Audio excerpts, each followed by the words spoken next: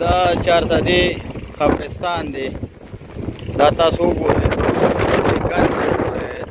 دلته کې چې کوم دی د چارسدی څومره ګڼ چې دی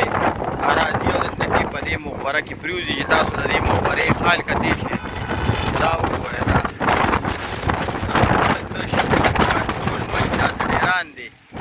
دا د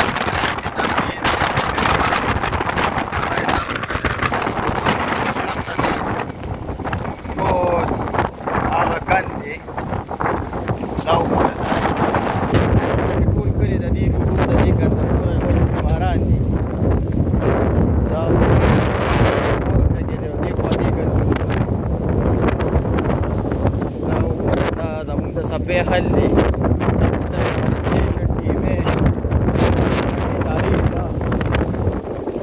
تاسو ګورئ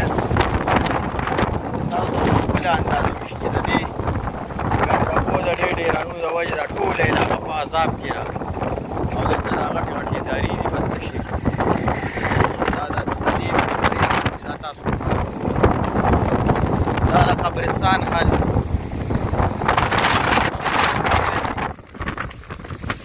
دا د